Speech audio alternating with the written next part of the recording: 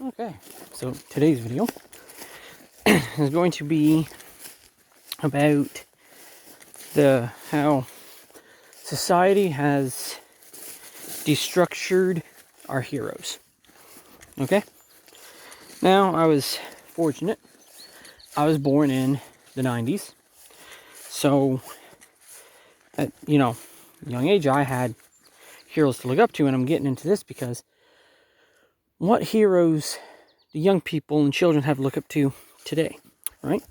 In the movies and TV shows and stuff, who are their heroes? Most of them are either one, they're talking about pronouns and all this stuff, or they're, not good. They're often portrayed as weak, especially the men. They're women bossing them around. They're weak, and they're just portrayed as nothing. And even God is portrayed as being weakling and accepts everything.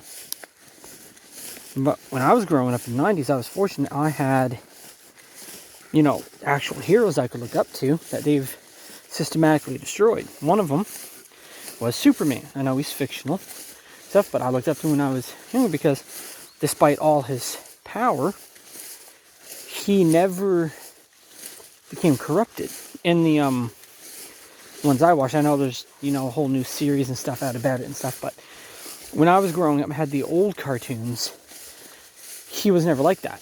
He stood for justice. He stood for a code, and he never let the power corrupt him. And another person that's really close to somebody I really liked growing up was I was fortunate that at a young age, I was in around 2000s, was The Lord of the Rings.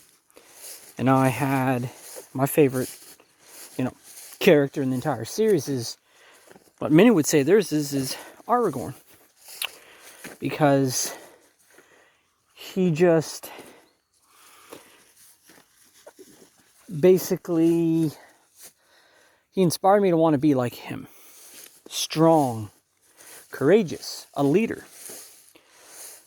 Loved his friends, his family. Fought for what was good. Stood for what was good, and even if it cost him his life, he never went back on his morals or his code. There's a similar one that after I watched him for a bit, I found another person that I look up to. His name's Jesus. Jesus Christ. And there's many people in the Bible. Like, see, when I was younger, I didn't read the Bible. So a lot of these stories weren't known to me, these heroes. But I watched these movies and I'm like, were there people that existed like this? And there were heroes in the Bible. There was Samson, there was, David, there was, Elijah. I've been reading a bit about Elijah, and I find he went through similar stuff that I do. Like, it's interesting when you look at the life of Elijah. Sure, I can't call fire from the sky like him, but he went through similar stuff of being isolated and alone, similar to me. And I would concentrate on, these biblical heroes. And then I found out that they were actually men, that they lived. And although Aragorn is a great character to, aspire to be, he's still fictional, right? But Jesus is an actual person that you can be like. He actually lived and walked on this earth. Same with numerous other heroes. But he was just a unique one.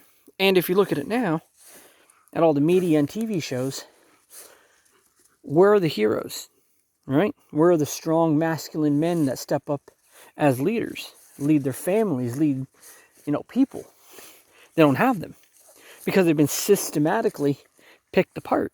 You'll see it, Hollywood's going through and destroying the old hero movies because they don't want heroism. They don't want a new generation to be inspired by these heroes of old. They don't want men to be masculine and strong again. They don't want you to be a leader. They want you to be a sheep. Sit in your little room and eat your crickets and just listen to what we tell you. Accept this and that, and don't read the Bible. The Bible's false.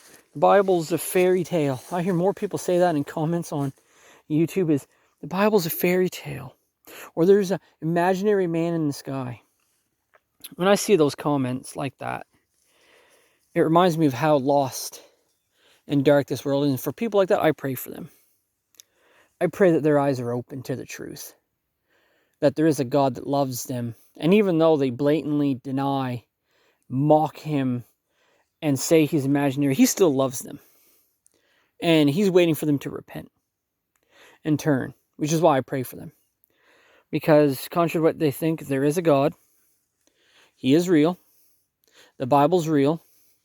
And if you live your life in sin and doing whatever you want and not following him or becoming born again, you are going to burn in hell. You are going to stand trial for that judgment one day. And there's nothing on that day that you can say or do that's going to change your sentence. If you're not born again, then you are in the world and you are an enemy of God.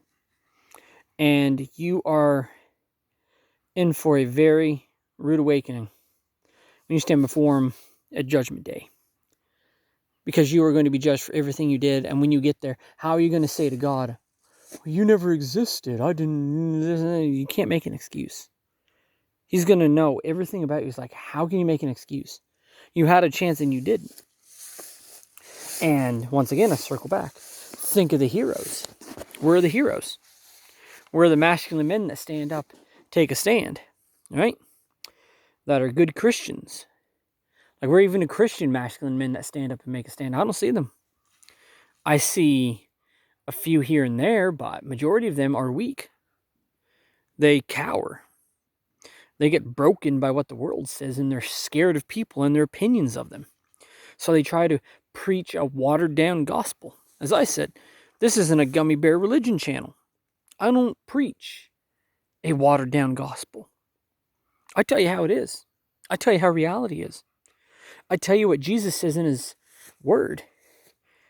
It's unfiltered truth. I don't filter it or dumb it down, because when you do, you lose the potency, the power of the gospel. When you water it and just cherry pick, remove verses, or pick certain things for people that you want them to hear, but you don't read everything. You only take the things you like.